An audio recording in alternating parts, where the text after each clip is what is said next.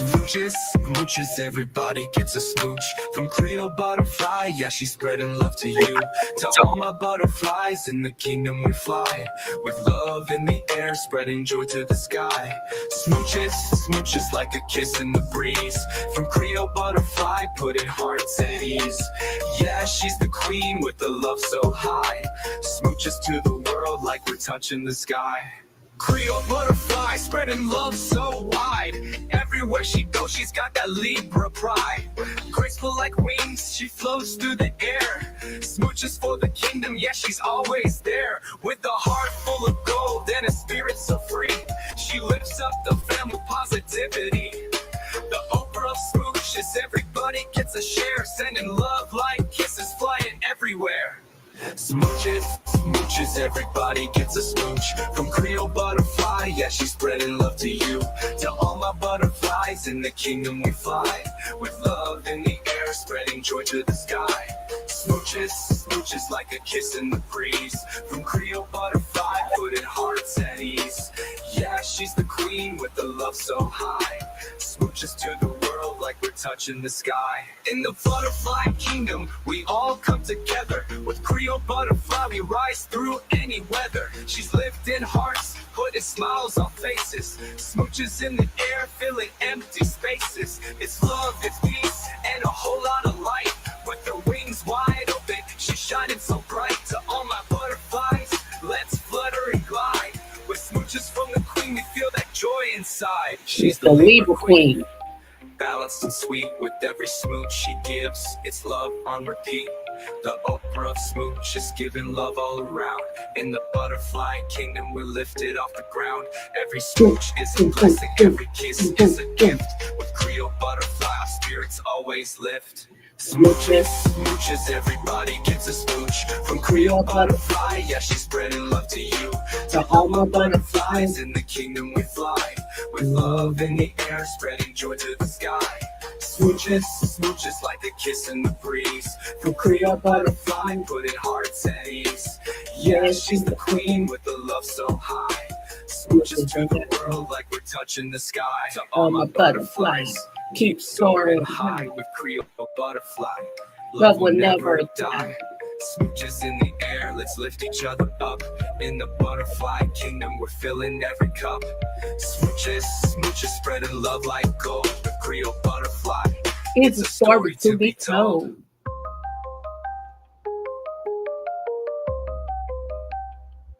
I swear I love my intros. Okay, let me get back. Good morning. Hey, this is your girl, Creole Butterfly, Deeper Butterfly, Coco Night to Night, coming to you from the great state of Kentucky, where the women are beautiful and the horses are fast, or the horses are beautiful, the women are fast. It just really depends on what you like. I want to say happy birthday, happy anniversary, happy quinceañera, happy bar mitzvah, to Lottie Dottie and every darn body under the sound of my voice. Had the ham show. Hey, handsome. Okay. Hey, Kendra, what's up, boo? Smooches to you to the ham show. Yeah. Okay. I can stop cheesing now. Anywho, what's going on, y'all? You know I'm the Oprah of the smooches. So you get a smooch. You get a smooch. Everybody gets a smooch. And I want to thank everybody who was in attendance and who went back and listened to my live last night about Fat Joe and the FBA and the Beyonce stuff.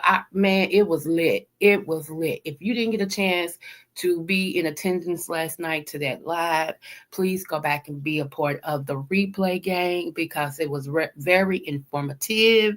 Okay. And I was on my Black Power stuff last night. I'm so sorry, but I'm not sorry. You feel me? So, but yeah, I mean, it was really interesting. And I woke up this morning, it was like almost 400 people looked at that. I'm like, whoa, so yeah, if you can be a part of the, the replay gang, and don't forget to share, and always subscribe. And I picked up a couple more subbies. Good morning, or afternoon, or evening subbies to you. Okay. Good morning to you. So, all right. Hey, Miss Kendra, that's my boo right there, y'all. That is my boo. She supports me. I appreciate Miss Kendra because if she don't be in here in the lab, she goes back and listens to my replays. That's the A. I love my supporters, and y'all know the Ham Show. I have took him in as my hubby. Okay, so Anyway, moving forward, y'all. I've had one cup of coffee this morning. I haven't had my second cup yet. I'm gonna wait till after this live because I got a lot of cleaning to do today, y'all. Can I just tell y'all? When you go from being married for almost 30 years, raising children, when you get single or you become a widow, you become kind of lackadaisical, for a better word. You be like, okay, I'll put them clothes up later. And then later never come. It's the next day and them clothes are still sitting there looking at you like, thought you was gonna put us up. And you be like, girl, I forget, girl, I put you up today.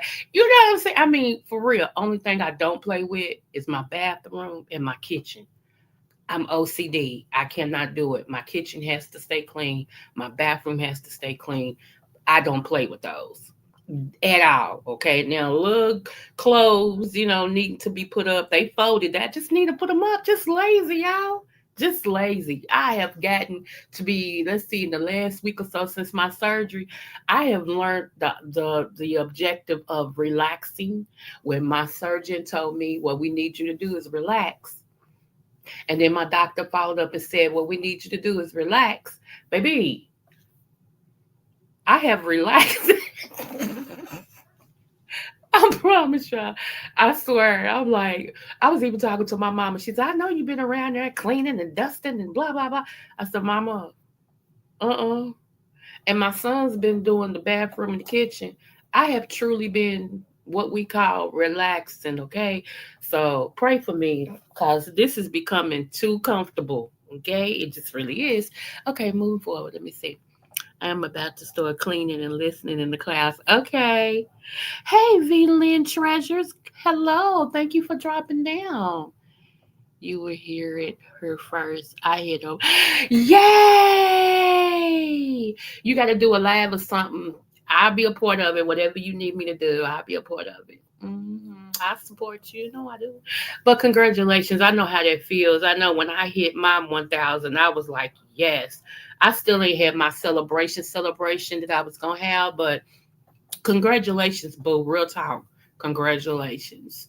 I am proud. Y'all, if y'all have not subscribed to the Ham Show, please do. If y'all wondering who did my music for my entry, the Ham Show, he's great. Do my whatever you call it, the exit music. He's working on that now, and everything. So yeah, if y'all want y'all some entry music, he's the one. Get with this man, very talented. Okay, very talented. All right. So, any two, y'all, let's get into this story. It's a bad now. This story is a week old. I really wanted to wait and see how I felt about this, okay? Because I have to reveal some truth about myself in order for you all to understand where I'm coming from. Now, two things can be true at once, okay?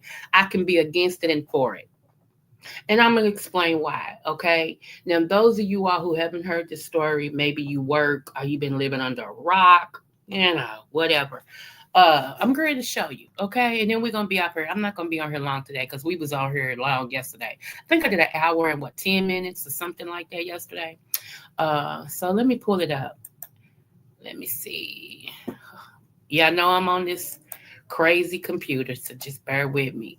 And the thing that I normally would, because I used to clean computers, the thing that I would normally do to clean the computers, y'all, it can't work on this compact, this HP. It can't work on it. So all these people are saying hi to me and stuff. I get it. I get it.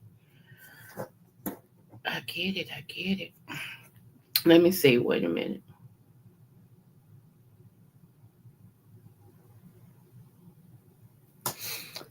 Okay, so here we go. Let's play. Yeah, don't touch that table. I want to apologize to everybody in here because I am pregnant. I'm sorry, y'all. And I just hope that y'all all forgive me. And I assume she you repent, then You never wait later to repent. If you're sin, you don't wait no 2, 3. You don't wait till the baby come to repent. You repent now. You just don't do it again. You already know. You already know what time it is. But the church praying for you. We ain't gonna condone your sin now. We ain't gonna do that. Ain't no baby showers going on. That's what you lose out at. You have a baby out of wedlock, ain't no baby showers. And nobody at this church about to attend one.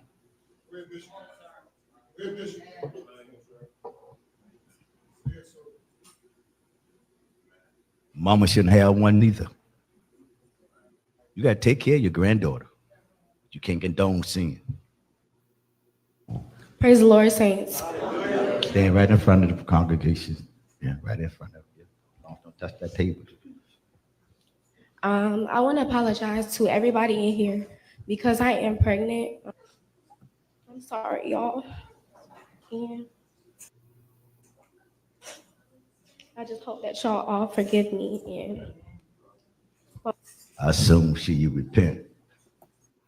Okay, let's talk. Let's talk. Pray for California. The winds have picked up, and we are. You too? Oh my goodness. Okay, y'all, we're gonna keep the ham show and my baby sis, Just Andrea, and anybody else who's out there in California in the wake of that. I have relatives out there who's coming to Kentucky, and everything. They don't know what's gonna happen. Well, we pray a covering over everybody in their house. We ask y'all to pray. This is where I keep telling y'all to use that Psalms 91. Okay, I'm telling y'all need to learn how not you to him. I'm just talking about people. Period. You need to learn how to activate the word. It's not just words on a book, y'all. He gives us things to communicate with him. Psalms 91. What's up, Diamond? Hey, boo, I ain't seen you in a while. Happy New Year, beautiful. Yes, continuous prayer for California. Okay, y'all. Let's talk about it. Let's talk a darn about it. Let's talk about it. Okay, so some of y'all don't know. Some of y'all new to going to church. In this new era of church, it's like Burger King. You can have it your way, okay? So people don't know the strict bottom line of church, okay? Because again, most of the churches and pastors now, you don't know if they saved or not because they doing what you do. When you go to the club, they right there next to you. When you have a rum and coke, they right there with they Jack Daniels. You see what I'm saying? But back in old school, back in old days, back in the foundations of Azusa and things like that, there was a certain way that the church ran. Okay, you knew saved from unsaved. At least you thought you did, because the saved one walked the port, looked the port, talked the port. It was a difference between church and the world.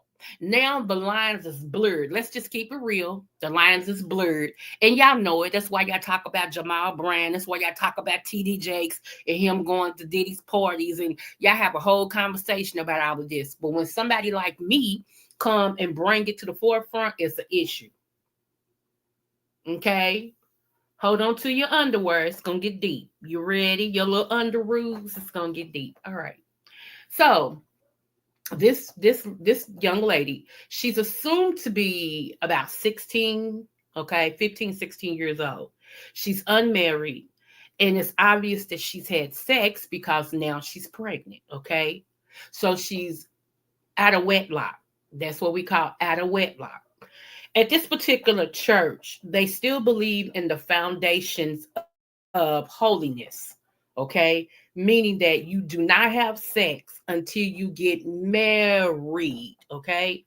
The reason for that was, one, to keep your testimony, two, to keep you saved and not having to repent or burn in hell because you live in a lie, okay?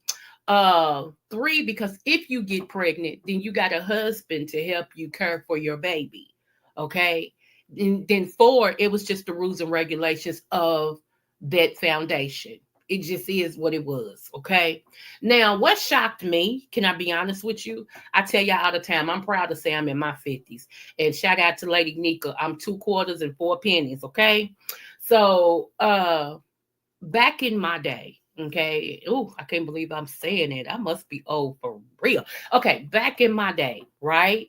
I was uh 15 when I got pregnant. I had my baby a week before my sweet 16 birthday. And I said she was my sweet 16 gift because she came right for real a week before my sweet 16. Okay. She was actually supposed to be born on my birthday. So she came a week early. So let me tell you what I went through. The church was upset that I was pregnant, for one. And I get it. I get it. But let me tell you the humiliation that I dealt with. Okay. And I'm helping those of you all who got kids. Okay. The humiliation I went through was I went from being the church's jewel. Like everybody wanted me to come over their house and eat after service. Everybody wanted me, even the parents would go to my mom and them and be like, "Oh, can she come over for a weekend? I'll come and get her Friday. I want to take her shopping." I was the cat's meow. Do you hear what I'm saying? Just everybody's baby. I was spoiled by everybody. Okay. When I became pregnant, those same people who used to let their kids sit by me, not only did they tell their children not to sit by me as if pregnancy would rub off, they told them not to sit by me. And the same adults who was like, "Oh, that's my baby. I bought you something," and all this stuff was the ones turned me what we call the Hello Kitty down. Okay. I mean, turning me down, talking about me like a dog. Okay. Then they went to my grandfather. I told y'all he's a pastor, right? That's the church. I grew up in church. I'm a kid. I'm a PK kid for real. I grew up in church all my life. You might as well say I was born on the front bench of the pew. Okay. Then they went to my grandfather and they told my grandfather, by her being unmarried, unwed, underage, and done had sex, now she's showing that she's pregnant. She can't be involved in anything.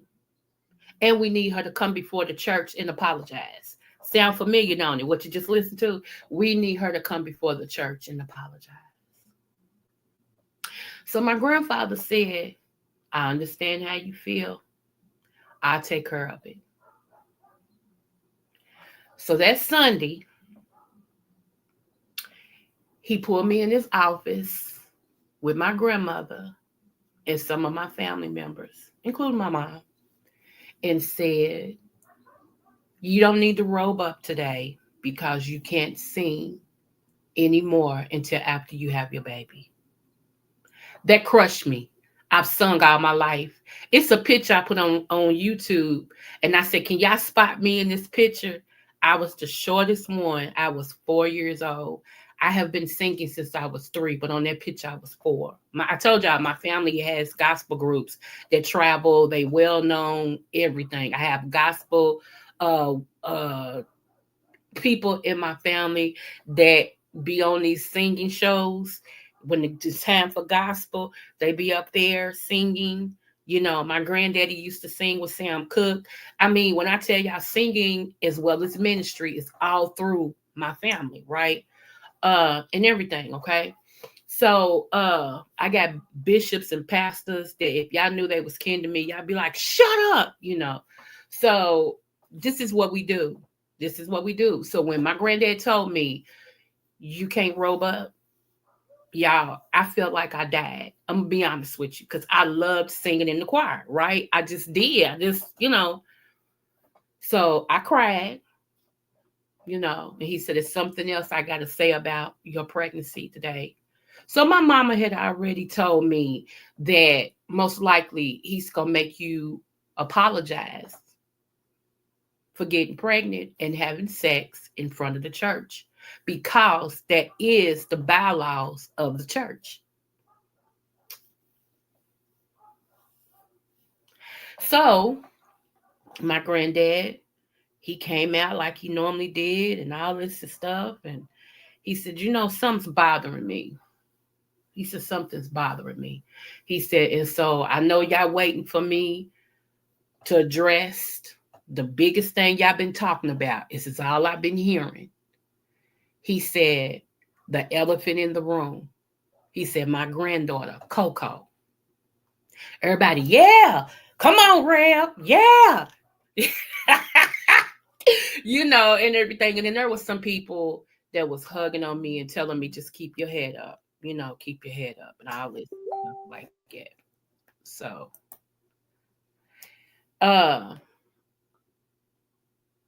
So, my grandfather said, and this is when I had nothing but respect for him. Nothing but respect for him. My grandfather said,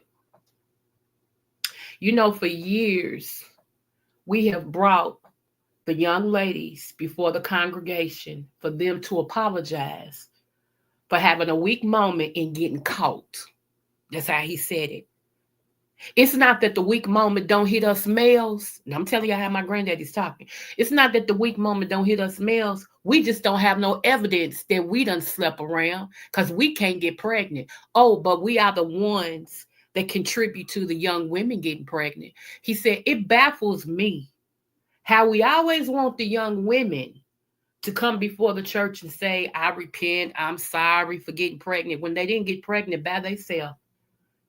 He said, I don't think none of them is a Mary. He said, now what I want to know is, why don't we ever bring the boys before the congregation and make them admit how many, what he said, he used the word for vaginas, that they done been a part of. At this time, nothing but real people is saying stuff.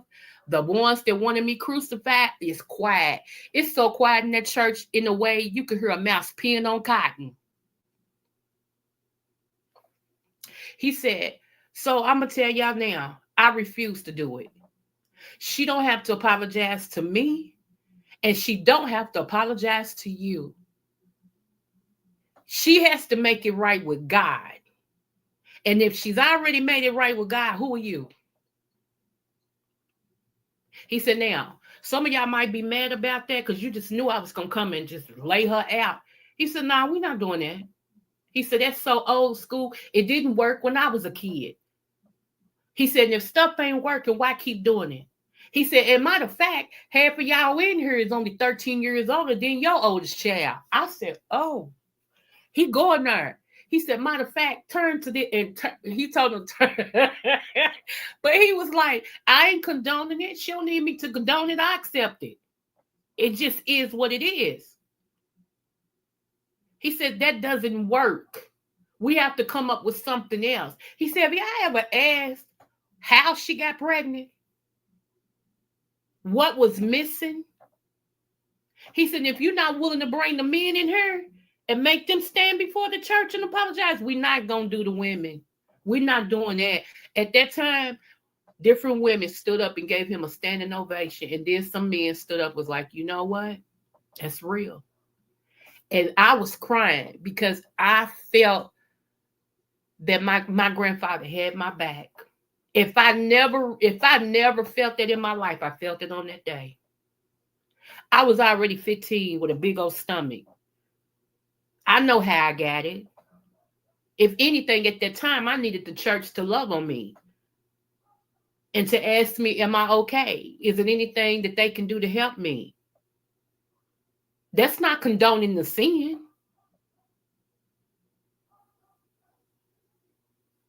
So two things can be true at once. And that's why I said two things can be true at once. I understood the reason behind what they did. They wanted to make the person so ashamed that other young people would see it and not want to open up their legs. I stick into something so you won't have a whole church filled with illegitimate kids. So you won't have a whole church filled, our whole teenagers out here being mothers and fathers, and they're not ready for it. I understood that. Does it make it right? No. Nevertheless, I understood it. I wasn't clueless.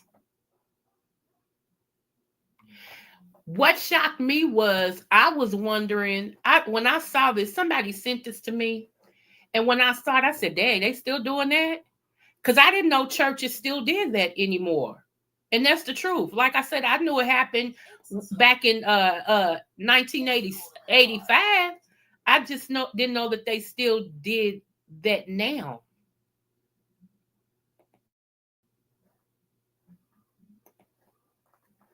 I was blessed not to have to stand up in front of the church and do that. My granddaddy was like, no. And he stopped it. He's like, no, we're not doing that. No. It didn't work for me. And he was just talking about his age. He was like, it didn't work back then. It ain't going to work now. He said, we need to come up with something different. So, I respected him for that.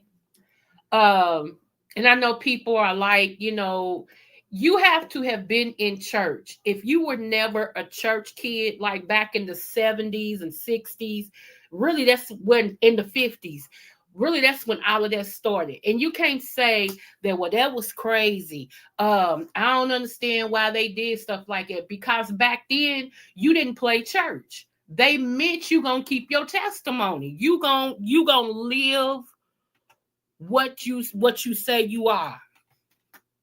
You gonna do it. So do I think it's necessary now? Yes and no. I do feel like teachings about sex.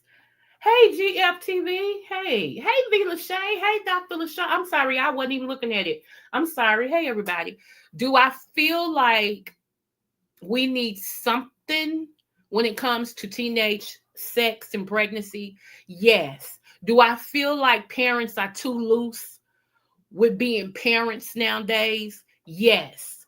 Because there was an era of parenting where people felt like, well, I don't like the way my parents did me, so I'm going to be my child's friend.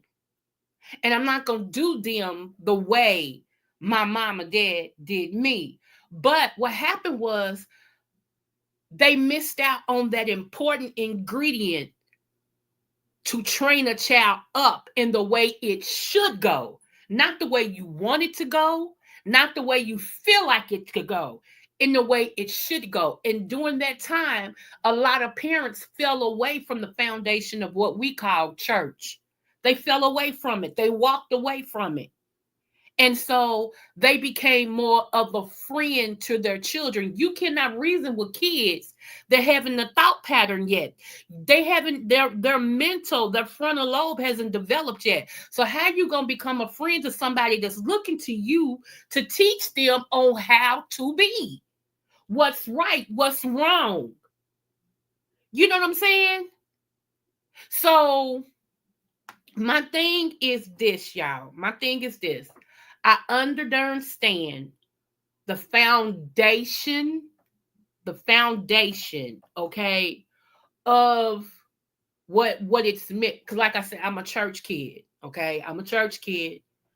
So I understand. I understand the rules and regulations. I understand legalism when it comes to church. However, just like y'all tired of hearing about TD Jakes going to Diddy parties and whatever else may be going on, just like y'all think Jamal Brand is too loose, just like y'all think what's his name, Geno Jennings is too strict. There has to be a middle ground. There has to be. Because these kids nowadays, just think about it. When you see a baby now, a baby comes here, their eyes is open, they already ready to hold their bottle. Every generation becomes more intelligent and advanced than other generations. However, you always need a foundation. You always need something to work with. And I know y'all don't like this, but I'm going to tell y'all, if you do nothing else where biblical stuff is concerned, the commandments is what you should always follow. Whether you like this or not, and whether you feel this way or not, the commandments is always what you're supposed to follow. Always. That was not a good suggestion. It wasn't, well, Moses just decided. No. And believe it or not, Babel is, and this is just an acronym that we came up with, which is basic instructions before leaving Earth. What's up, Shish Trish? Wait a minute, y'all. You know what? That's my point. But this is how I feel about this. This is how I feel. Because I do have to go get my medicine. I should have did this later, so I could have just dropped a link for y'all to come up. I might do a part two, and if I do GFTV, you are welcome to come over and hit the link, boo. You really are. I do feel like this. I agree with you, and then I disagree. I agree with you if we're also going to hold men accountable. Because let me tell y'all something. I ain't anti-man. Can I make a statement? Can I do that? Y'all already mad at me. So I'm not anti-man. I think it's nothing better than a black man. Okay? Let's just, y'all know, those of you all that follow me, you know this is me. I don't think it's nothing better that God made than a black man. I'm so serious. And real men are not threatened by their woman. If anything, they make the way. I told y'all my late husband was the 3 P's: priest, provider, protector. And he did those 3 P's very well. He made it easy for me to be Miss. Okay. I had no problem submitting to my husband. Now, in this day and age, submitting to women is a cuss word. And I'm sorry you feel like that, because it's a poor frog that don't praise its own pond. Okay. You said I do, but your husband ain't nothing. Okay. Then what does it say about you? So we're not gonna do that. We're not gonna do that. We're not gonna do that. We're not. Because a lot of us go into relationships, and I'm talking about women. I love us, but a lot of us go in relationships talking about I can change them. Oh, I can change them. Hey, Chosen. Hey, amazing boo. He came to fulfill it. I agree. Absolutely. He absolutely came to fulfill the law. He didn't take it away. And that's what we don't really understand, is that he actually came to fulfill the law. He didn't take it away at all. However, when you understand, how can I say this? No matter what I say, I'm going to offend somebody. I just hope y'all hear my heart. And those that follow me know me. Let me see. Look at nephew Hello is already talking, walking, dancing, running. I'm just, let me see. And so my thing of it was that, I didn't know that they still did this. Okay. I didn't know they still made the person come, made the little girl come before. That's why I said, are we still doing this in this day and time? Are we still doing this? Do we need some foundational rules? Absolutely. Because these kids are off the chain, but you can't blame the kids without going to the parents. See, when the parents left God, let's be honest, when the parents left God, then what you think your children gonna do? It says raise your kids up in the way they should go. Okay, in the biblical foundations should always be how you raise your children. And those of y'all that what now, because these people and all of this and all, what's that got to do with your salvation? What does it got to do with your household? As for me and mine, we're gonna serve the Lord. That's how I was brought up. That's how I brought mine up. My husband didn't play about that. Oh no. Wasn't none you wasn't going to no church. Excuse me? I got my stomach hurt. Oh, okay. Well, come on, we'll take you to the altar and get you prayed for. Come on. See, we ain't go for that. At all. And I can tell you this, my children, my biological children, baby, when it comes to the word, they'll wrap circles around you. They know scripture that a lot of adults don't know, and they know it in the context. And when they hear something, you know what? The proudest moment I had was one day this woman was saying something. And one of my daughters that's a registered nurse, she's teaching registered nursing too. At that time, she was about 6 or 7. And this woman, she was just talking, blah, blah, blah. She just came out of church and she's talking about blah, blah, blah. And she said, well, how are you doing, sweetie? Now I'm sitting in the car. She's waiting on her little brother to come out, my son. And she said, I'm fine. And she said something to her. And my daughter said, well, didn't he just talking about the pastor? She said, well, didn't the pastor just talking about something? She broke it down. She said, but you just did the opposite because you out here gossiping. I slid down in my car like, oh, my kids. I slid down. Oh, my God. She didn't know what to say. That woman had to apologize to my daughter. Now, I thought she was going to get stupid, but she did. She apologized to her. She said, you know what? You're right. I said, and the child shall lead them. See, you got to be careful. You got to be careful. But here's my thing is, what I don't want to do, I never want to be self-righteous. Everybody that God picked in the Bible had an issue. Everybody. Only person that was perfect was Jesus.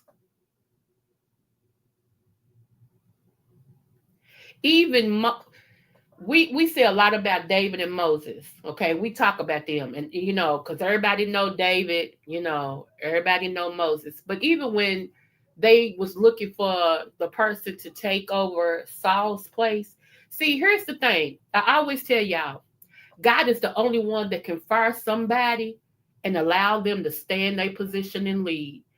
He be done fired you, and you still in position. Because either he's raising up somebody to take your spot, or there's somebody that is going to get something from you, but you no longer of value to God. And that's what happened to Saul.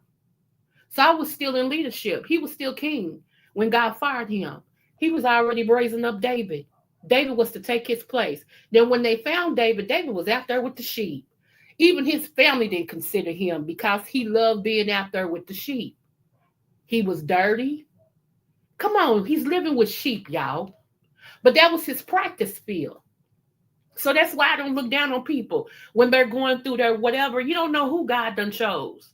Just because they're not who you would consider to be whatever, don't mean God ain't chosen. Don't mean he ain't already put his hand of approval on them and they've been on the backside of the mountain somewhere while he's getting them together. And before long, God gonna bring them out to do what they called and chose to do. I told y'all, many are called, but only few are chosen. And the few that's chosen, baby, you know it. Oh, you know if you chosen because the stuff everybody else get away with, you can't. The stuff everybody else get away with, God like knocks you upside your head.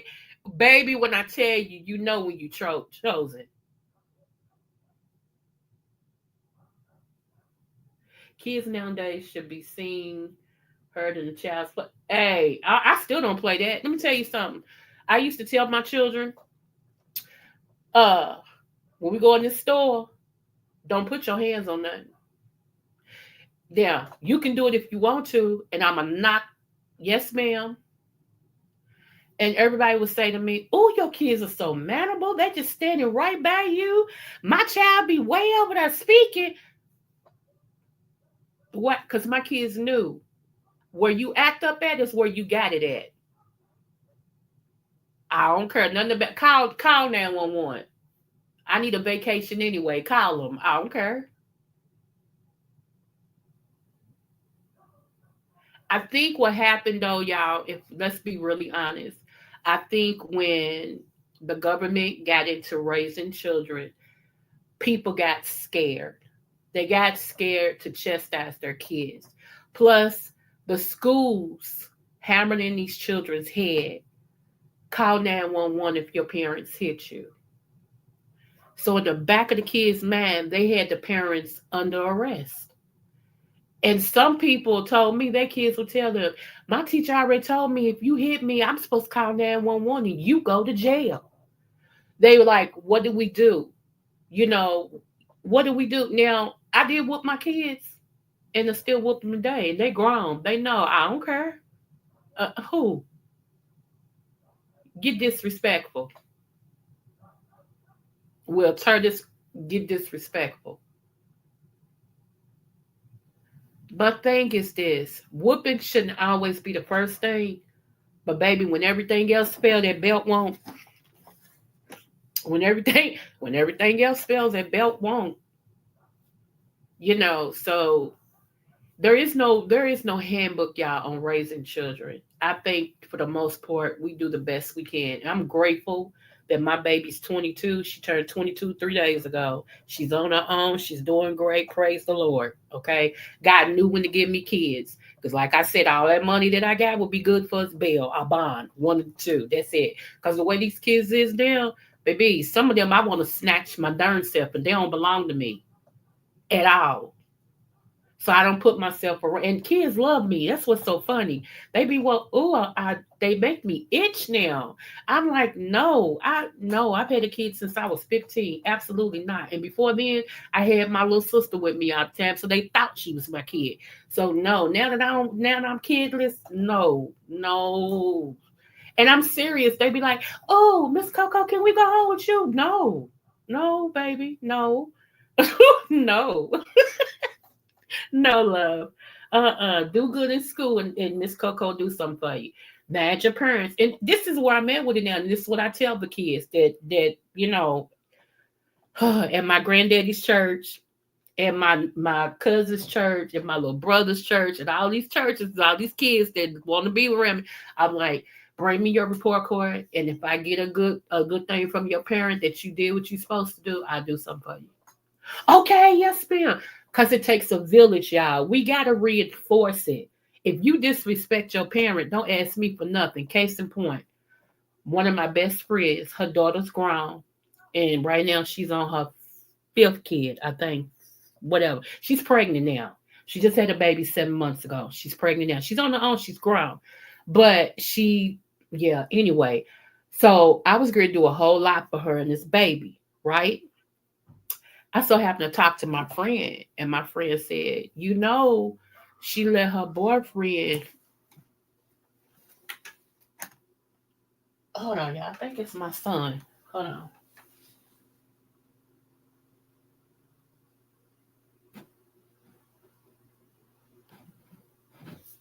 on. Anyway, she said, she let her boyfriend call me and cuss me out. Excuse me? Let me see. Satan has twisted scripture using Christians who have not considered the totality of God's word on any particular subject before formulating private interpretations, creating thought. I agree with that, GFTV. I do agree with that. Yeah, I agree with that. Heaven and earth shall pass away, but his word shall not. That's right. I agree with that too. However, okay, it is him. I'm sorry, I heard a car in my driveway. It's my son. Um, However, biblical scriptures, a lot of things. See, I don't want to go there. We'll just leave it like it. I'll go there some other day because I don't want to change it from what I'm already talking about. And so, what I'm saying is, y'all, my only thing about this is I told y'all my story, and that was back in the 80s. Well, back in my mama's day, they did it too, and that was back in the 70s. And then my grandmother's day, they did that too. But back then, they were getting married at the age of 13. They would get married at the age of 15. Do I believe in shotgun weddings? Two things can be true at once, y'all. Shotgun weddings, at least the daddy and the mother was together raising the children. Do I think that that was always a good thing because maybe they didn't really care for each other like that? They just got caught up. Two things can be true at once.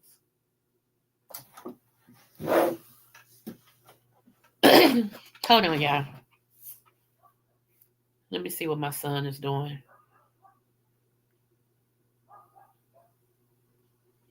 I apologize.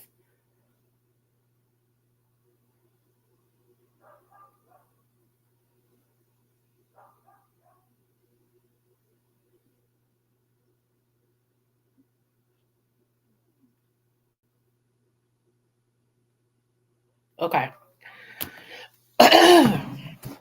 But here's the thing. Just like, okay, when people cuss, okay? When people cuss, right? All right.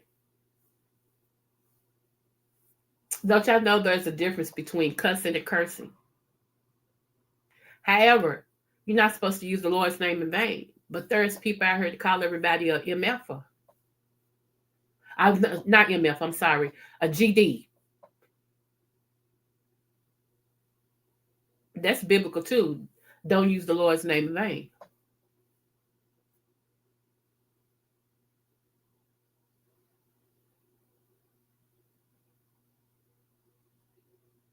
Creole, I understand an ex lady of mine got big mad because her kids behave, listen, respect me more. So she started an unproductive organ. You know what? Some women do that. Let me tell you, some women do that, and I can't stand that. I cannot stand that. You have a good man. Let me tell y'all what the role of a man should be if he's going to be in your life as far as working to be your husband and all this and stuff. If you trust him enough that much, okay, what are we doing here? What do you want him to do? A lot of y'all make these men your sons. So they stop being men, quote unquote, okay, not male. They born a male. But they stop in the way that they deal with you and your children being men and start being your son. And then you mad because he hasn't, stepped up to do this, and this, what you feel like a man should do. Well, when he tried, you wanted to argue. Yeah, don't be telling my kids nothing. I can tell my own. Well, what is it that you want? Do you just want a penis? You can go buy one of them. Trust me, they sell them in a whole lot of shops. You know what I'm saying? Like, it's weird to me. It's just weird. You ask for something, and let's just say you ask for a good godly man who has your back, who can lead you, who love the Lord, who will take care of you and your children, and say you get all of that, right? Say you get all of that you ask for. God's like, bam, there you go, right there. And you get it. Then you get mad because your children are respecting him in his prospective place as a man like they should. You mad because how y'all gonna listen to him more than y'all listen to me? That's petty. That's petty. And you need to grow up. That's petty. And a lot of times, good men, bad men used to be good men. I'm gonna be honest with you. A lot of times, bad men used to be good men. Not all of them, because some was just born bad. But for the most part, bad men used to be good men. And it was a woman who changed how they think about things, how they see things. Where we make him bounce back and get back to who we were somewhat. Because some of y'all still need counseling. I don't care what you say. Some of y'all really need some couch time. Everybody, I'm serious, man and female. Some of y'all, before you go to your next relationship, get clean first. What I mean by that is get that old person out of your spirit, out of your mind before you mess up anybody else's life. Because you go into these relationships with Mr. on your mind or Ms. on your mind. Oh, how she came in the relationship and she used to always wear this red bra. And man, so can you put on a red bra? I like all my women in red because you still got that in your head. You still got it in your spirit. And then, oh yeah, he used to flip me like this. So I love when I get flipped. Like maybe this man don't believe in flipping.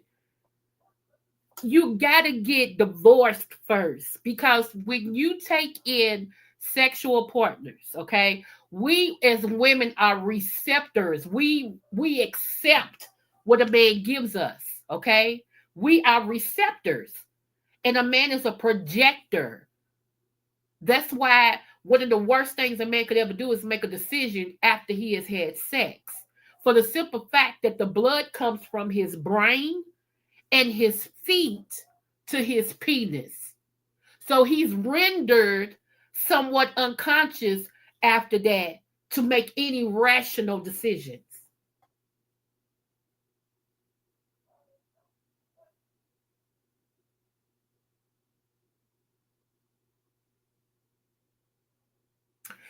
Okay. Anyway, y'all, let me see.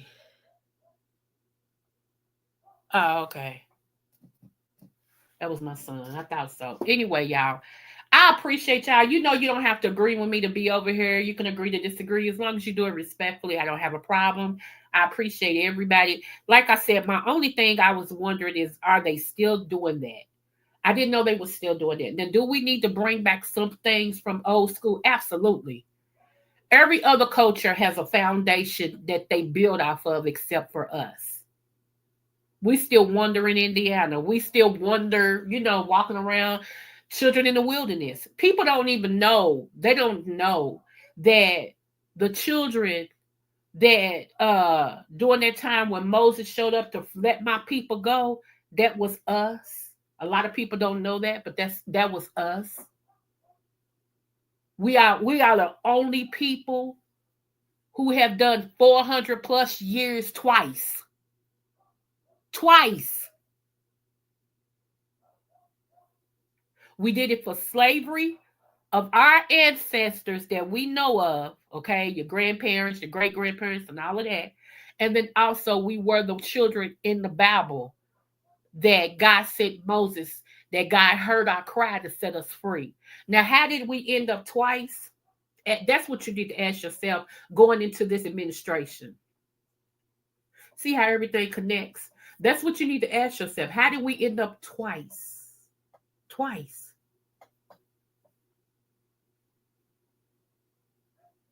And I will be back someday, if not this week, next week. We're going to get into a part of Deuteronomy. It's a chapter in the Bible, Deuteronomy. It's the curses and the blessings. Part of Deuteronomy explains the bondage, explains the captivity, explains the slavery. So when people tell y'all that our Bible is for white people, that's a lie. It is not. That Bible all up and through there has us. Where is my Hebrew at? He must be working. I saved her 8,000 on the house repairs that I did for free. Shut up.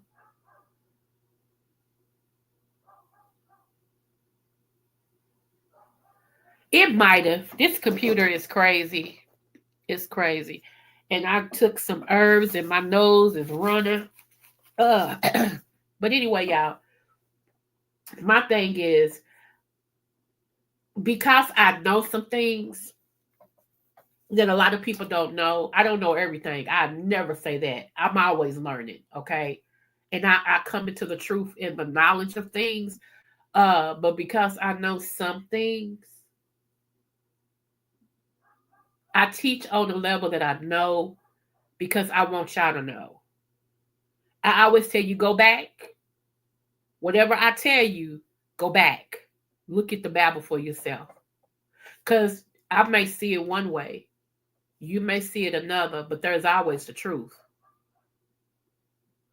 Some things wasn't meant for us, some things were. Some things that was omitted from what we call the Bible is what we need to know as well. So that's why you'll hear me mention more than just biblical. Okay, case in point. I'm gonna kind of give y'all something to think about. I'm gonna put some questions out here. Y'all know how I put my quizzes out there. Everybody been asking me, why ain't you put no quizzes lately? So I'm gonna put some quizzes out there, right? So okay, check this out. And some of y'all that's been following me, don't answer because I know y'all know, okay? Unless nobody else answers this, but when you go to Genesis 1, okay, when you read Genesis 1, there is a verse that says, he made them male and female, he made them. Okay, I'm paraphrasing, but that's the gist of it, okay? Then when you go to chapter 2, okay, Genesis chapter 2, remember 1 says, male and female, he made them. When you go to chapter 2, okay, it says, it wasn't good for Adam to be alone. And he explains how he puts Adam to sleep, okay? and take a rib out and all of this.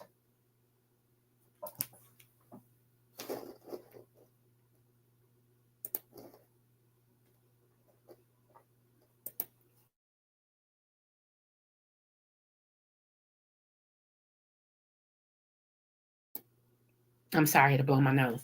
Okay, so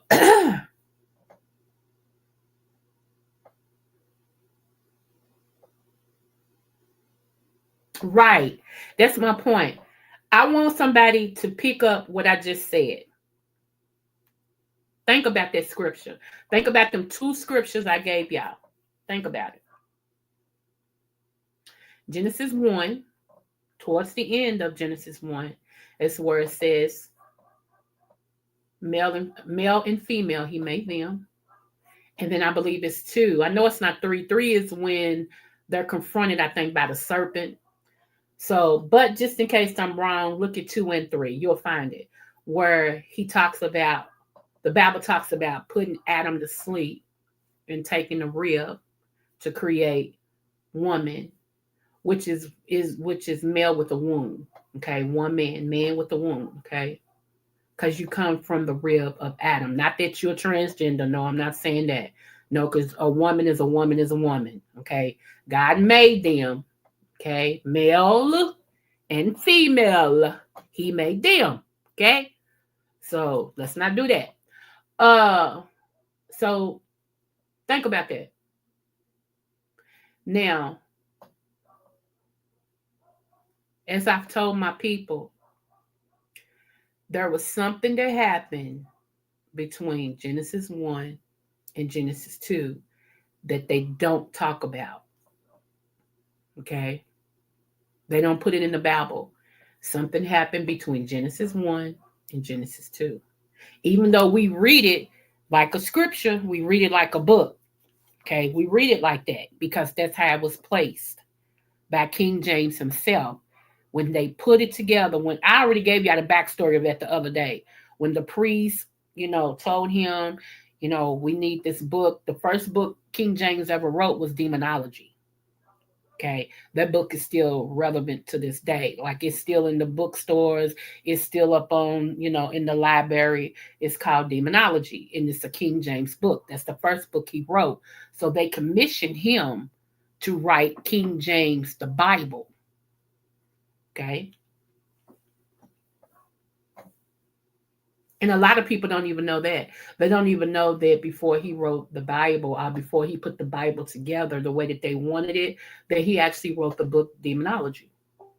He was fascinated with spiritual things and how things, you know, yes, y'all, how things went. So see, it's a little bit deeper than what we want to be on the surface because there's a lot of things that in the Bible we should not be doing to this day. There's certain outfits you shouldn't wear. There's certain blends that ain't supposed to mix. That's what God said in the Bible. You're not supposed to wear wool and something else, blend a polyester and some a poly and ester and all this and stuff. So if we really gonna go biblical wise, right? If we really gonna just strictly go biblical wise, then you're gonna have to go in your wardrobe and throw a whole lot of your stuff away.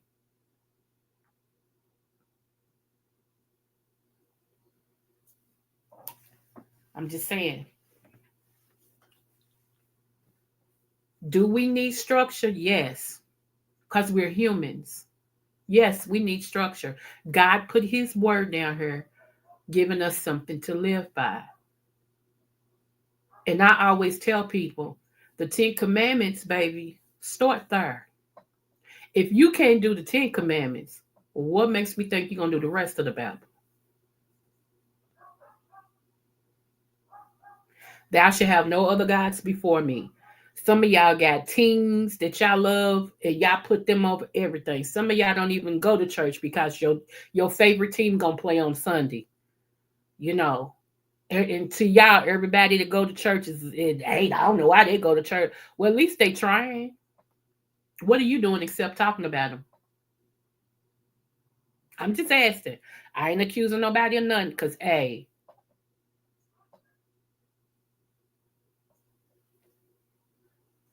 You shouldn't cover the neighbor. Nothing of a neighbor. Cover, meaning that if I see Chosen with a brand new car, what's up, Zero Boo? If I see Chosen with a brand new car, I shouldn't, want that car because she got it. Oh, I want what she. False witness against our neighbor, aka lying. How many of y'all follow that one? Honor thy mother and father. Keep the Sabbath day holy.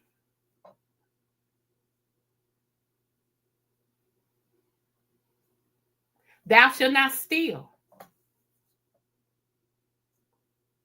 Thou shalt not kill. See what I'm saying? So if we can't, do the Ten Commandments, what makes you what makes you think everything else we can start there first? Start there.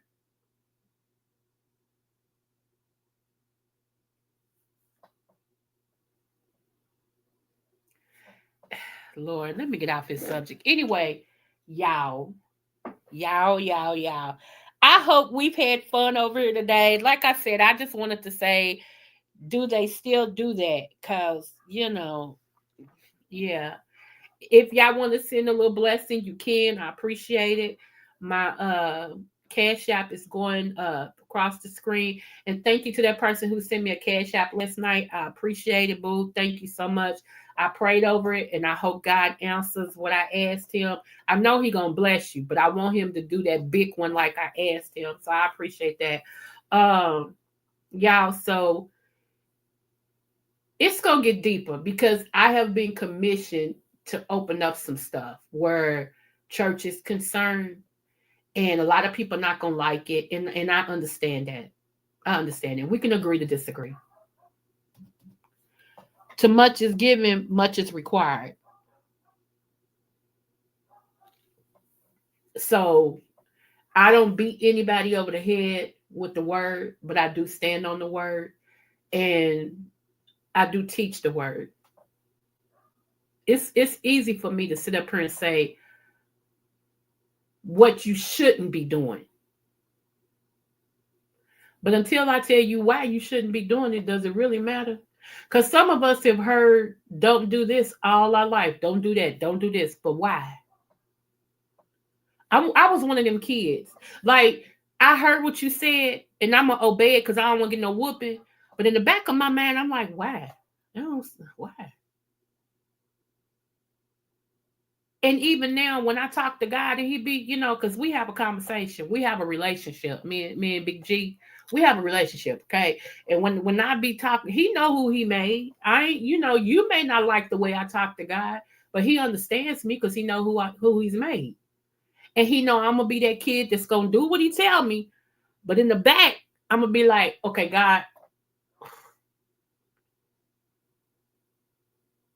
I don't get it. I don't get it. You're gonna have to explain this to me. I don't get it. Just like when there's people, let me see, wherefore the law was our schoolmaster to bring us unto Christ, that we might be justified by faith. Come through the ham. Come through. I knew you had my back. Come through. Come through. What we gotta understand, y'all, is that there are no perfect people. And I wanted to make that known that everybody who we admire or honor in the Word of God, the Bible, had flaws. Remember, God sent Aaron, Moses' brother, with him because Moses had a stammering tongue. I can never say that word. I guess I got one too. In other words, we in school heard it meant stuttering. Like he was a very bad stutterer. Now this is the question I wanted to know. Nobody can answer this. It's just I'm this kid. I told you I'm this kid, right? When I hear something, it triggers a question in me. Now, did Moses always stuttered, or did he stuttered after seeing God about with the burning bush? Was that like something he had as a result of him being on holy ground? that actually when he came from the presence of God, he began to stutter, right? Because nowhere in the beginning of Moses' life did they talk about his stammering tongue. It was only after he had the encounter with God up on the mountain and everything, where he was set to go and free his people, did they talk about that his tongue, that he had a stammering tongue. So that's just like I said, I'm that kid. I ask questions like that. It just makes me want to know. What's up, Shaker Boo? Demonology book is real, sinister outcomes that shouldn't exist. Right, right. For real, y'all. I just be wanting to know questions like that. You know what I'm saying? Like, was that like a remnant or a result of him facing, being on the mountain and having to do, because he also had a physical transformation when he went up there to see God. When he came down off the mountain, they said, you have been in the presence of God. It's all on you. So even his physical manifestation was different. So it just makes me wonder, is that when he began to stutter? As a, thing like, I can't believe that I saw, like that. Y'all, am I the only one thought about that? See, I told y'all, pray for me, because my man be going like, I think that I'd be thinking deep for real. Like when I hear stuff, I'd be like, just like, okay, this is just thought. Don't come for me, because I'm not saying it's biblical. This is my thinking, what I'm about to say now. I do make the distinction between the two. Okay. So here's my thinking on this. Let me ask you a question about this. So Eve. Okay, remember when Eve was standing there, she was talking to the serpent, right? Right? Okay. Adam was watching Eve talk to a serpent, which is at a preacher, our bad self. We're gonna leave it alone because the preacher and me can, okay, we're gonna leave it alone, okay. But I'm just making a point. Adam was watching his wife Eve talk to a serpent. Didn't make that make sense, but whatever, okay. My thing was this.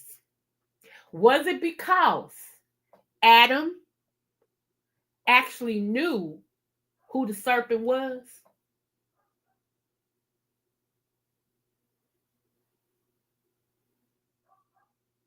See, I think like that because in the Hades, okay, are you gonna stand there and watch your wife talk to the serpent?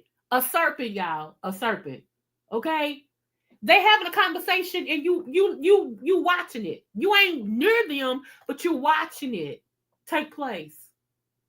So and then with Eve being comfortable talking to the serpent, was the serpent somebody they were familiar with?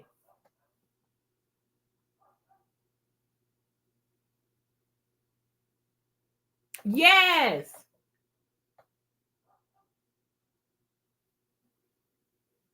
He was there when Eve was talking to the serpent.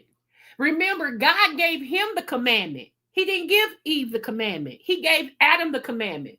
So if somebody's telling you to take a bite off of something, and you told your wife we're not supposed to do this, but she's saying you should take a bite of this and you bite, but God just told you not to.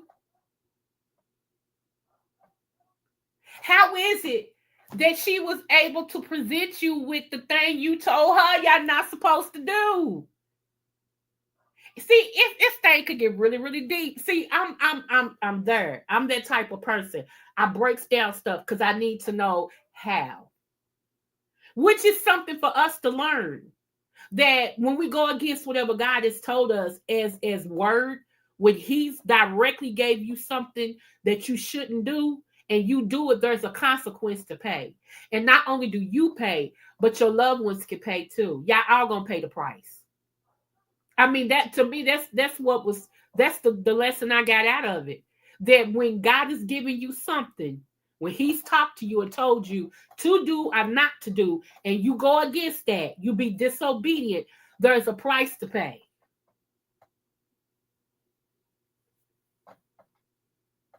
Let me see. To the Holy Land, when we prayed in the upper room, I couldn't get a word out of my mouth. And I couldn't always pray. I know because the anointing, I don't know what it was. It just says fruit. I've never seen any scripture in the Apocrypha or the Bible that says what the fruit was. Now, I haven't saw it. It may be out there and I may overlooked it. You know what I'm saying? I have to go back and reread. But I've never heard what the fruit was. All I knew it was a fruit. You know. Now, people have always said for years, how was an apple? But I don't put anything there because the Bible doesn't put anything there. It just says fruit. So you may be right. I don't know, but I'll just continue to say fruit because I don't want to change what it is. He stuttered after seeing. I think so too. Amazing. I do. I think that's when that stuttering came after he witnessed the holiness of God on that burning bush. When he went to the holy, I really do. When God told him to take off his shoes, you are standing on holy ground, and all of that happened. He gave him his instructions on what he's supposed to do and everything. I think that is physically something happened with him, and that made his words come out in choppiness or stuttering. I really do, but that's my opinion. I don't know that to be, I just know at the beginning of the Moses thing, they never talked about, even when he was with Pharaoh them and he was raised in the house and all this stuff, they never talked about that he stuttered. But it picked up that he stuttered once. Once, like I said, he went up on the mountain. And he was like he was asking God, and I'm paraphrasing. He was asking God, how can I, whatever. And he's like, I'm gonna send Aaron. Aaron will speak for you. Because y'all remember when Elizabeth became pregnant, her husband, God shut his mouth up during her whole pregnancy. He became mute. He couldn't speak during her whole pregnancy. He lost the ability to speak when she was carrying John. Like he couldn't talk at all. So, I mean, things like that do happen. They do. They did back then, rather. So I think them people back then, to me, they had sometimes I'm in awe of them in the Bible for the simple fact they were with the word, talking about Jesus. Not only that, they've seen things manifest often to where now trying to let people know that God still heals and he still performs miracles and things still manifest. People go, yeah, right. Because their unbelief is so strong. Their unbelief in God and what he does is so strong. And when you meet people like me that can give you things that they saw happen, that God has done, that people will be like, yeah. Just because your relationship with God ain't as strong as mine, don't doubt what I done seen with God. Because I've seen, let me tell y'all true point. I'm in Brown. Hey.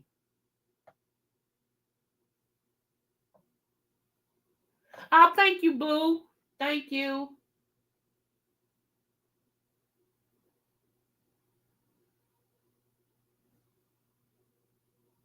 Reason why, okay, I'm gonna get this scripture, and it really is up to interpretation. So I get it.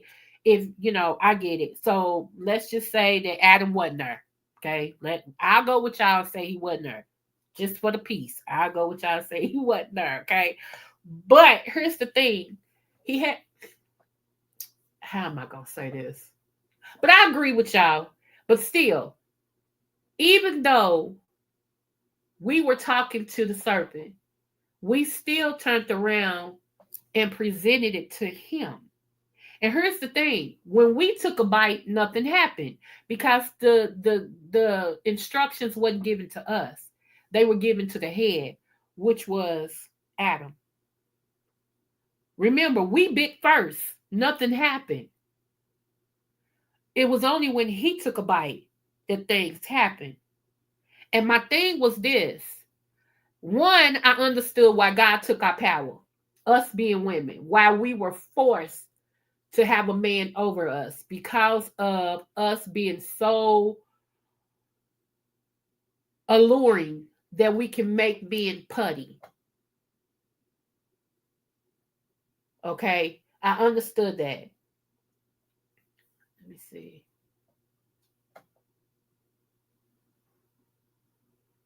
Yeah, they want to put a whole lot of fruit there. Amazing. They want to put all type of fruit there. I'd be like, you know what? I'm gonna say fruit because the Bible say fruit. How about that?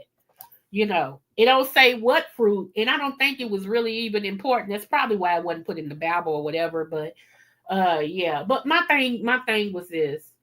It also showed men that it was a lesson for all of us. It was a lesson for the family. It was a lesson for husbands and wives.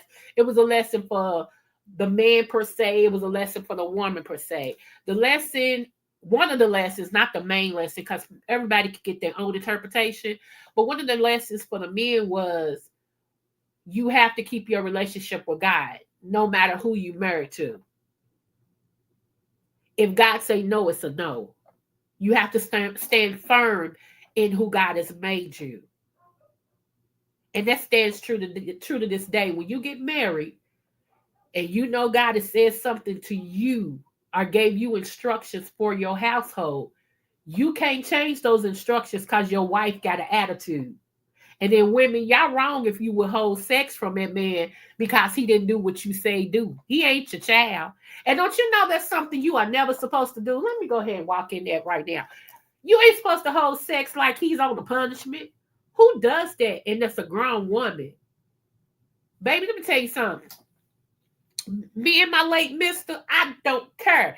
We could not be speaking because we have had a heated fellowship maybe an hour or two earlier. We get in that bedroom, it ain't got nothing to do with us having some sweet fellowship, if you feel what I'm saying.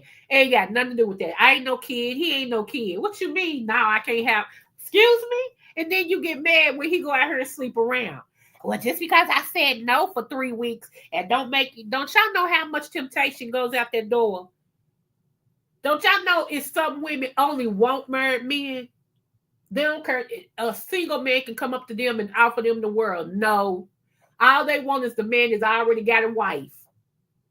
There is some women that's like that. And you mean to tell me you gonna send a hungry man out the door and ain't gonna feed him? You a fool.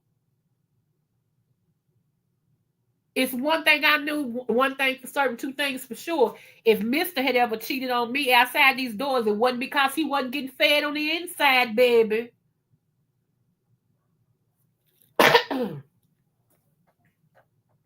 Right. I do wonder why an apple was used. I know. I don't know. I used to wonder that. The hell quick. Temptation come over the cell phone. You know what? You are preaching her. It does. You don't even have to walk outside no more. I know. It comes over the computer, honey, all of that. Because it's always somebody willing to be the side piece. Always. It's always somebody willing to be the side piece. Here's my thing.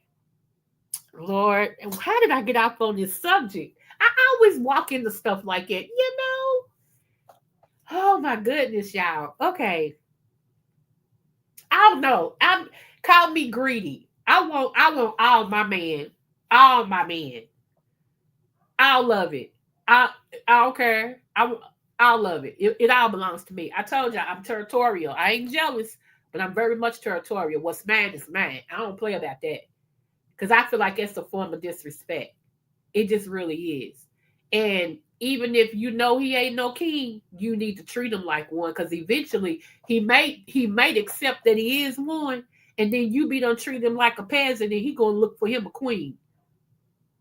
I don't want any man that we can't talk, that we can't come to an understanding on what's best for us. Not just what's best for him or what's best for me. What's the best thing for us? Especially, plus, in this dating time, I ain't just dating to be dating. Which is why I guess I ain't dating right now because most men nowadays just want to date to be dating. I don't date to date. I'm wife material. I know who I am. Everything about me screams wife. And if we ain't gonna try to do that thing, don't date me. That if we dating to do it and it just don't work, okay, no harm, no foul. Because that's how you find out. But we both need to understand when we go into this is where we trying to be. Okay. We trying to make it to the altar and beyond. Not, well, I'm just dating cause yeah, no, I ain't the one you want there. I got too much to offer. See, I'm the total package over here. I got it all. See, y'all not used to women talking like it about themselves. Y'all used to women saying, well, no, never, never. Uh-uh. I got street smarts, book smarts, and God smarts. Total package. Let me see. After that sermon, Prophet Taha gave the other day, he let us know about temptation. Okay. Let me tell you, the more anointed you are, and this is the truth. This is real truth, no joke shop. The more anointed a person is, the higher their sex level is, the higher their sex drive is. Because what it is it's the temptation of it, right? So the enemy wants what God has chosen to be his mouthpiece to change lives. And the more in depth you are, biblical wise, and changing lives, biblical wise, it's the more that temptation the enemy sends towards you. Because I actually did a sermon one day. It's called Trophies of Hell. Okay? Trophies of Hell. And in Trophies of Hell, one of the main trophies that the enemy was proud of was a preacher that was saving lives that God used to win people, transfer them, everything. They ended up as a trophy of hell because they succumbed to the temptation that the devil sent towards them.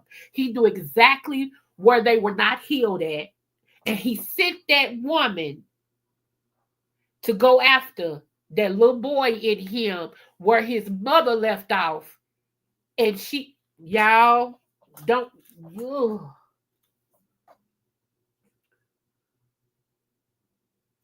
Yes, I love me some Ty Hall. I really do. Let me tell y'all, that's why it's important, y'all. Our jokes aside, it's important to get healed. I told y'all that what happens with a person is whatever devastating thing happens to them in their life as they grow up, like from childhood to let's just say 18, whatever happens in between those times, they actually stop growing. Like their age keeps going, but their emotions, their spirituality, their mental, it all stops at whatever age stuff happens. So let's just say me, I started being molested and everything at 8 years old. Okay. Even though I kept growing age wise, like each year I kept having a birthday, part of me stopped at 8. And then another part of me stopped at 12. And then another part of me stopped at 13. Then another part of me stopped at 15. You see what I'm saying? So I had to actually go back as I got an adult and first heal the 8-year-old. Let's acknowledge what happened. Let's get healing for that. I had to heal the 12-year-old. Okay. Now I was already in my 20s and all that, but I still had to go back and heal the 8-year-old, the 12-year-old, the 13-year-old, and the 15-year-old, so that my inner being could catch up with where I was in my physical being, that my emotional self could catch up with the adult I already was in the numbers. You have to go back and confront those things that gave you pause, I held you up, or stopped you. You have to go back and confront that in order to be a successful or productive adult and have successful and productive relationships. Because a lot of y'all are dating people and you like some of y'all know in your head, dang, this person act young to be my age. They act like they 12 years old. That's telling you something. Won't you ask them, did anything ever happen to you when you was growing up? Have you ever been confronted with something? Did you go through something? And 9 times out of 10, they're going to be honest with you, tell you, well, yeah.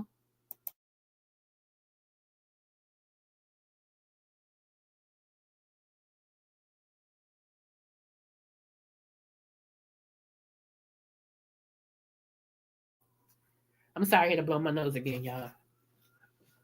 So yeah, you have to be able to, get help and confront those things. There's nothing wrong with going to counseling. Black folks, there's nothing wrong with going to counseling. It's not.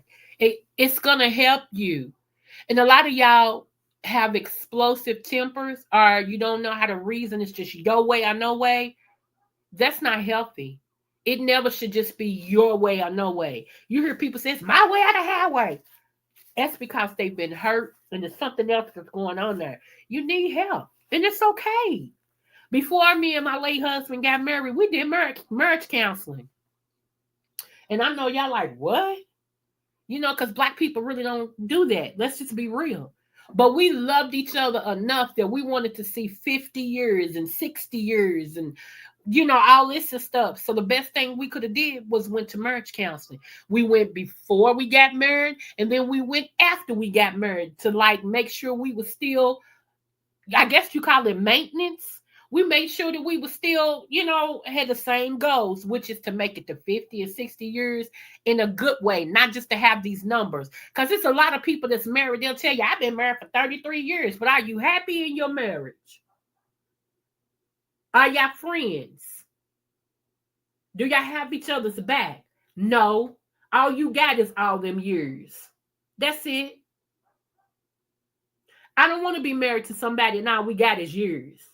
I want us to make good memories. I want to know he got my back, I got his. I want that to be my friend. He can have other friends too, but I should be a friend too. I shouldn't be a enemy. I shouldn't be a knife. I need to be a wife.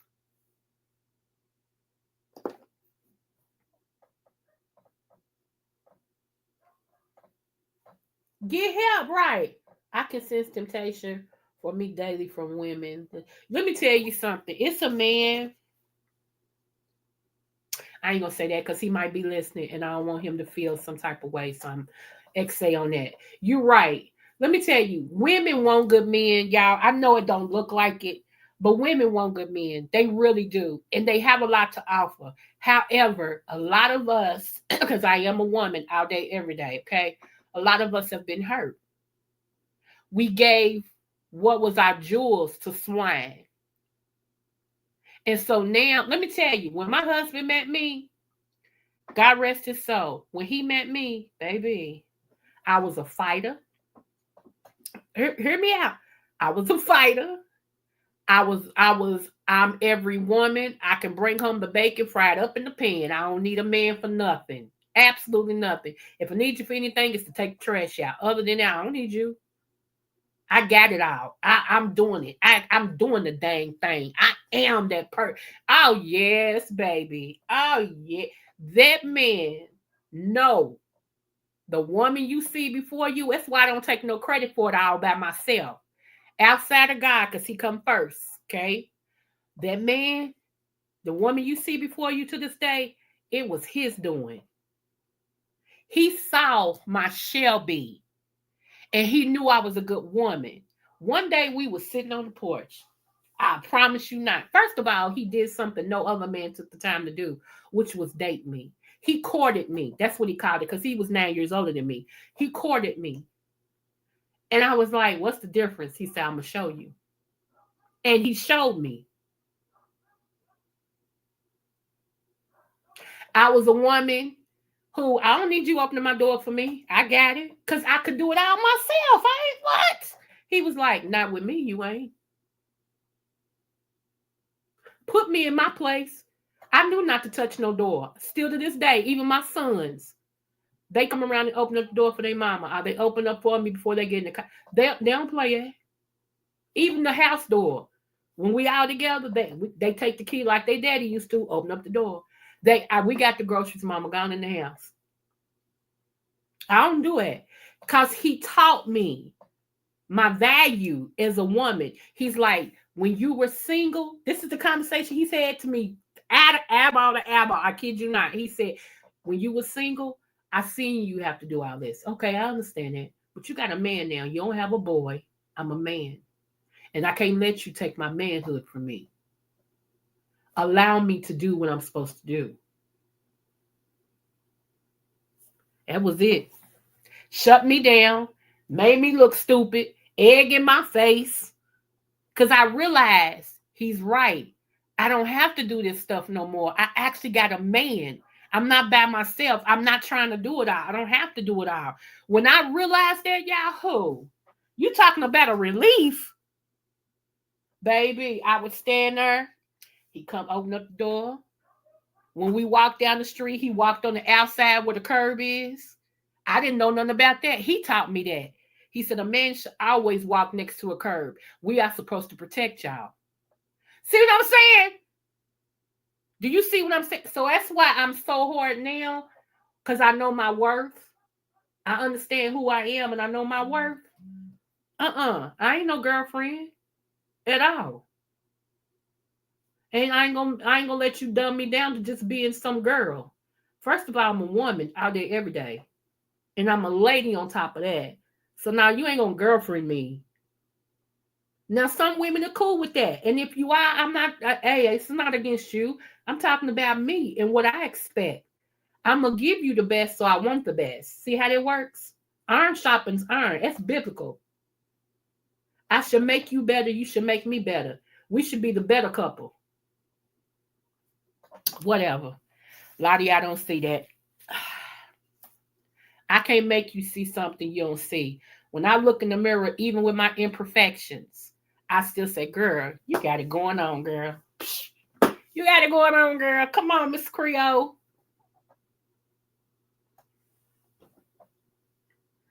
Let me see. I told the story of my page, how I treated my ex-wife by renting a hotel, by placing rose petals from the door to the bed to the jacuzzi. Let me see. With the additional roses around the room and some more. Said it was too. What?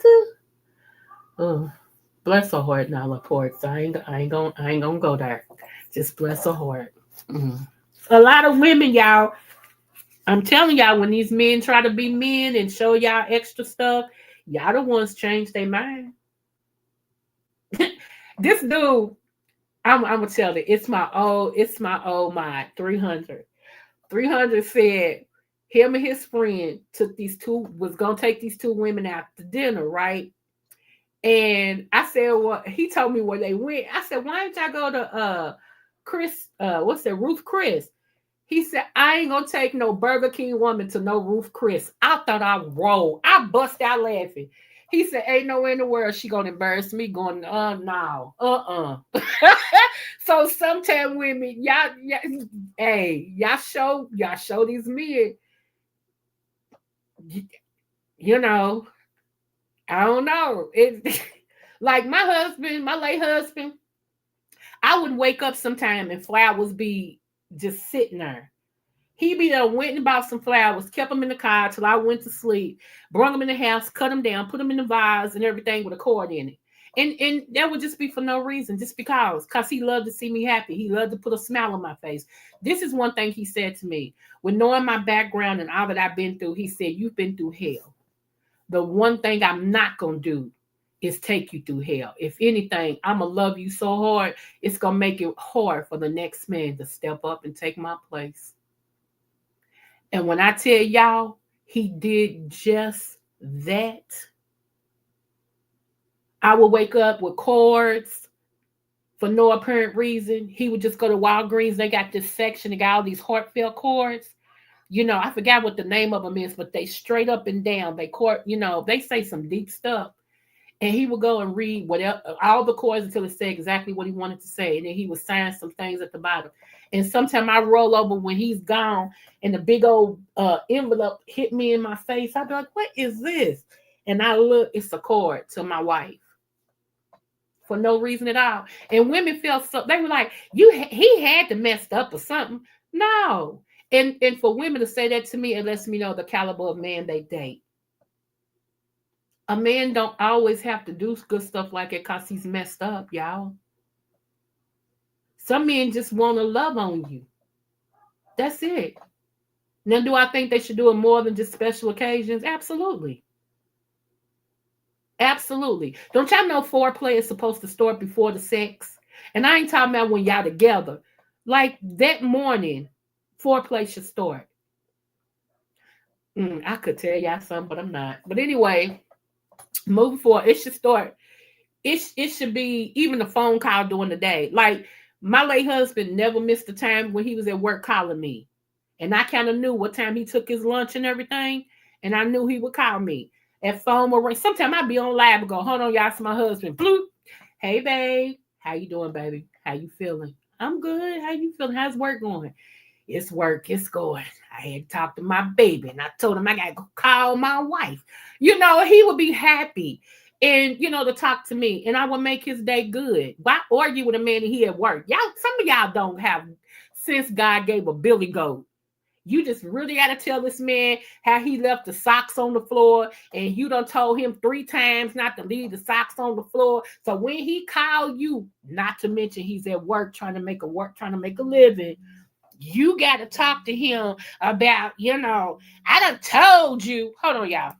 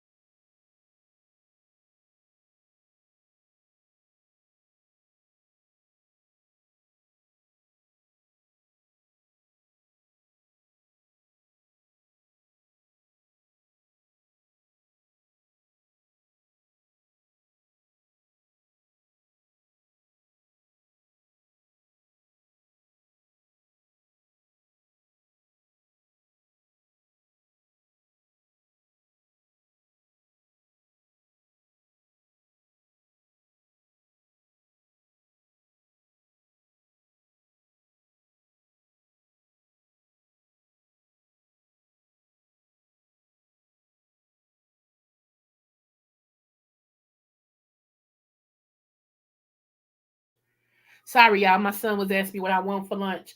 Uh, so yeah, I mean, you know,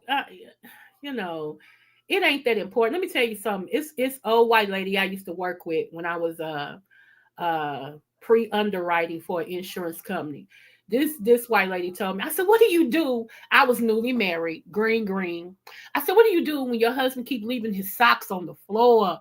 Oh my goodness. I said, that's driving me crazy. He know that bothers me. And I done told him to put his socks, they be right there. It's the basket is right by the bed. This man take his socks off, leave them on the floor, go about his business. I had to put the socks in. She said, let me tell you how you get around that. I said, okay. She said, first of all, socks on the floor ain't a big thing. And when I tell you, you'll understand what I'm saying. She said, you're going to have other arguments that's more important than some socks on the floor. She said, I understand you being frustrated. She said, leave them on the floor. She said, and just go wash the rest of the clothes. After he gets out and one day he's like, baby, I ain't got no clean socks. Then that's when you say, did you put them in the dirty clothes? She said, it's a way to do everything. She taught me that. Seriously, I was learning from older women. So one day, I think I'm playing, it happened just like that. He was going to go to work. And he was like, babe, I ain't got no socks. I said, did you put them in the dirty clothes? And he just looked at me. And he turned around and walked back in the room. I had never had that problem again. From now on, he put the socks in the dirty clothes. The older women are supposed to teach the young. For real. I was going crazy that this man wouldn't put his socks in. I don't know what it was between him and his basket, but it's like they had a problem with each other. It just would they wouldn't end up in there, y'all. I was like, what is wrong with this man? But yeah, y'all, you just gotta learn. I don't like Ruth Chris. I don't care if I ever go back. I've had it once in my life and I was not impressed. Ruth Chris is not somewhere that I aspire to go at all. I'd rather cook than to go to Ruth Chris. I think it's a hype. And to me, it's for people who ain't never went nowhere. So all of a sudden they hear Ruth Chris. I want to go to Ruth Chris because, the rappers made it possible, and everything. But I don't care nothing about that. Let me see. I just was telling someone about cards. If one word is a lie, I wasn't buying it. Okay. I tell everybody to get inside of the sidewalk. Okay, now you know lobster and pasta. Y'all know I really don't. I'm I don't really care for lobster. I used to when I was younger. Like I said, I was spoiled, y'all. So I used to get to eat at places like that, and I used to tear a lobster up. Now I don't really like shrimp, and I know yes, I'm Creole, but I don't like shrimp as much as I used to. It don't taste the same. It's like I don't know. I guess my taste buds is changing. Like I used to be a chicken lover. I don't even like chicken like I used to. I'm becoming more of a fruit and vegetable person. I still eat meat. Don't get it twisted. I do still eat meat, but it's just some things it's not tasting the same. And when it doesn't taste the same, yeah, I don't force it. I just eliminate it. Amazing said, run your mouth, Creole. For real. When 300 said that, I cracked up because I thought that was too funny, but that's the truth. He said, I ain't taking no Burger King woman to no Ruth Chris. What's she gonna order? She don't know nothing about what's on the menu. And I was like, oh my goodness. That right there was funny. That was funny. I'm like, Lord, today. Just like Longhorn. I mean, Longhorn is okay, but I don't particularly care for them because of their bread. I don't like their hard bread. If they bread was softer, maybe, but I don't like their bread. So Longhorn is never. I mean, I go, but it's. I think my favorite steak place was, and I know y'all gonna laugh, but Sizzler. Everything about Sizzler to me was on point. From their steaks to their size to that toast that they had, Sizzler was on point. My other favorite steak place here in Kentucky was Fifth Quarters. That's the steak place I actually grew up eating at. Fifth Quarters. That's where I had my first lobster tail. I had my first ribeye, and then my porterhouse. You know, hold on, let me see what he's saying.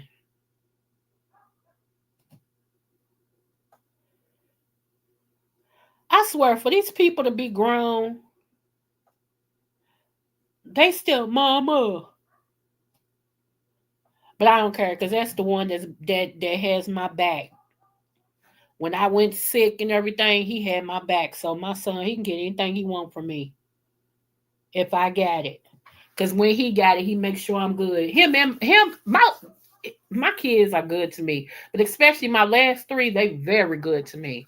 My baby boy, when he get paid, he'll say, "Check your cash out." I'm like, "Oh, you sent me something?" I don't know, did I? I'm like, "You smart aleck." So I check it out. Thank you, boo. And everything. So my baby girl, she come over and do stuff for me. Mama, I'll be over. Would you need me to do something? Okay, I'll do it. Just lay out what you need me to do and all that. I got you. I got you. You know. Or she'll say, I want to take you to dinner. What day you free? Let's go. I want to take you to get your nails done. And I'm gonna give me a pedicure. So I got some good ones. I got some good ones. My daughter from St. Louis that owned her own business, she just got out of the hospital. They gave her diabetic medicine and her body didn't react to it well. She had to be rushed to the ER. So she just got out and everything. Oh, did I tell y'all I'm the mother of nine? I didn't tell y'all that? Okay. I'm the mother of nine kids. Yeah. Well, one of them is deceased now, but I'm still the mother of nine. Uh, I had seven girls, two boys. I know, I know, I know. I was blessed. We had our quiver full. I was blessed. I can't have no more kids though. I'm fixed. Baby, if I was like these 50-some-year-olds around here having babies, honey, I don't want to tell y'all what I do, but yeah, I'm fixed. I am so fixed. Okay. Okay. Hold on. Let me send this to him, y'all. I'm still here. Just give me a moment to read what y'all saying.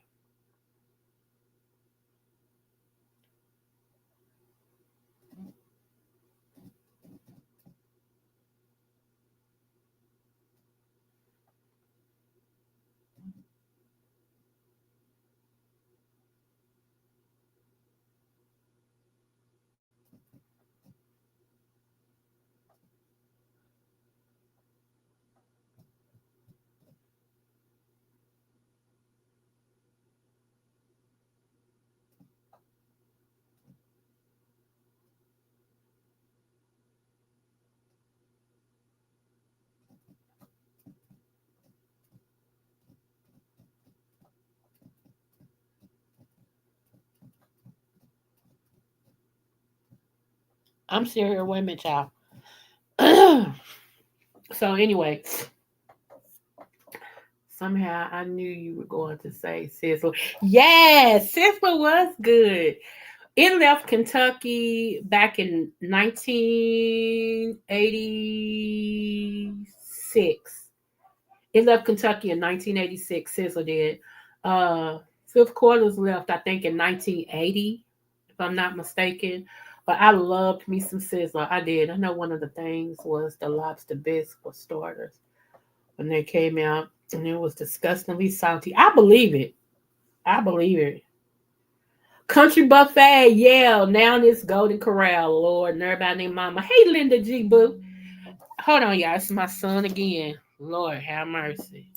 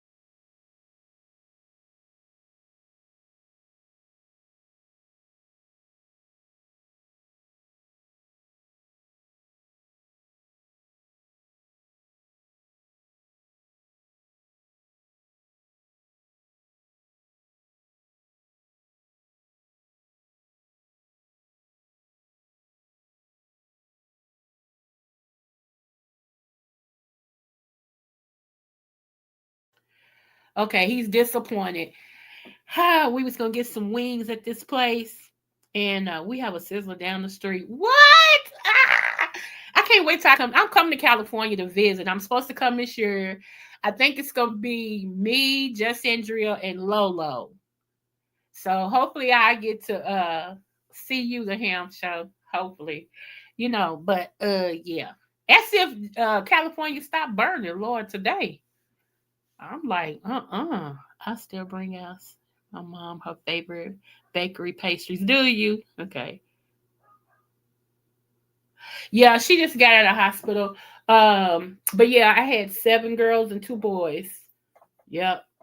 I come from a large family. Like on my dad's side, I come from a large family. Of my mama, it was 11 of them. Um, let me see. On my dad's side, it's 15 of them. Well, some of them died off now, but it was 15 of them. On my grandmother, them there was 13 of them. My great grandmother, them there was 22 of them. Uh, and I forgot how many rest, but yeah, I come from a big family. Now, one of my mama's first cousins, uh, he has 34 kids, and of them, it was 10. It's still 10. I think only was 9, then one passed away. Um, like different ones, we all had a whole lot of kids. It just runs in our family. Big kid, having a lot of kids runs in our family. Like if I wasn't fixed right now, y'all, I would still be having kids. Real talk. If I wasn't fixed, I would still be having kids. Seriously. And so the one that I call my granddaddy, uh, and everything, he's really my mama's uncle.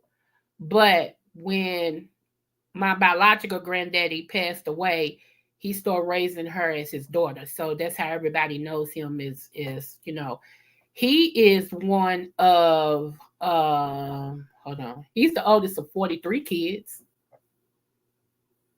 I was we just a now as far as my daddy's side of the family, they're Indian, so they believe in procreating. They believe in having children. So, like I said, my great grandmother on my dad's side it was 22 of them. So, all about the same mother and father. Just was what it was. So, and I end up having 9. I was pregnant 10 times. I had a miscarriage. So I would have had 10 kids before I got fixed. So, but I almost died. My last 2 kids, I almost died. And so my doctor was like, nope, no more. My last child, me and her almost went out of here. The child before her, he almost went out of here. And then I had complications.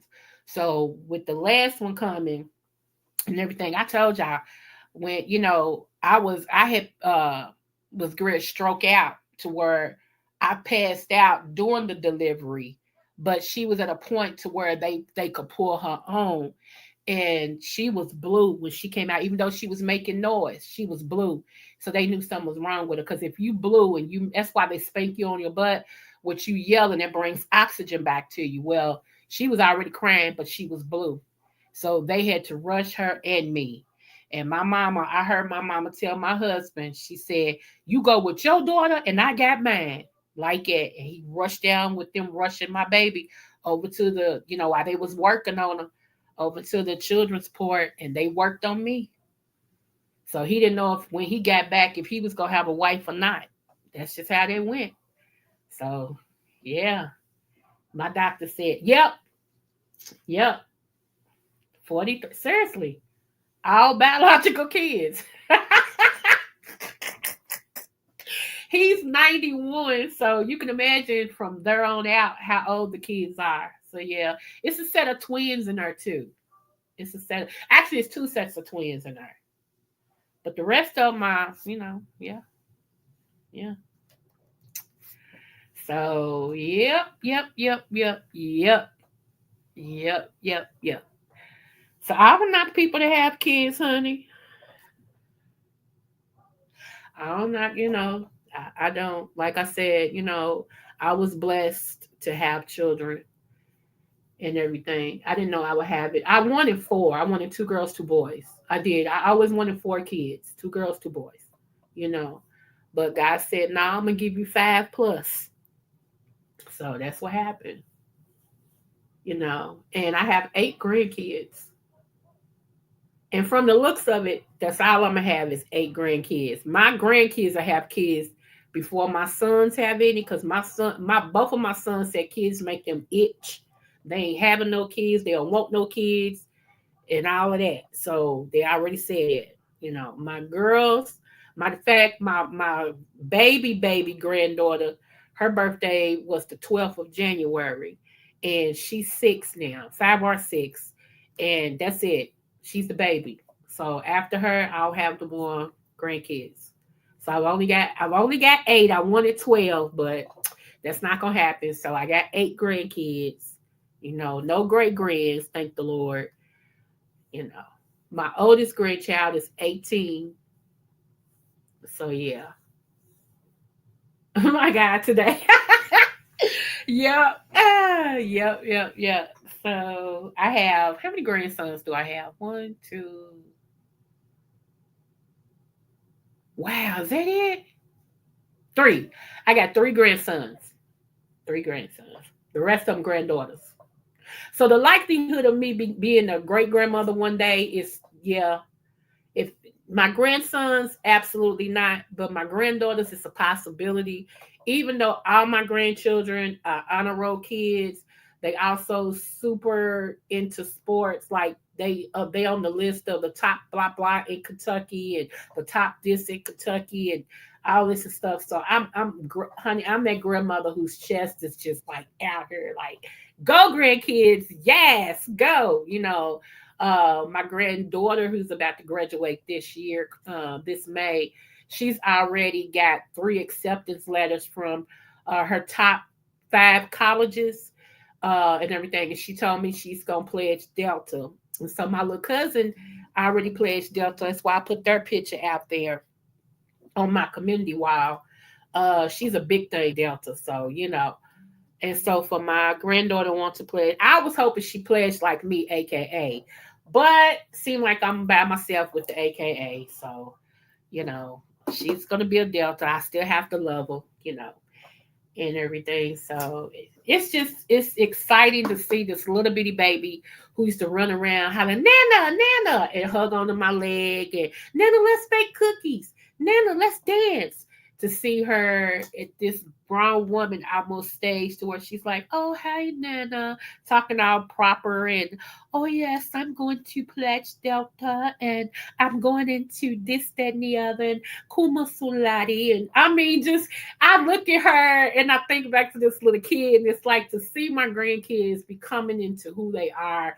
I cry sometimes. I just sit back and cry, and it's tears of joy because one, they did something I wanted them to do.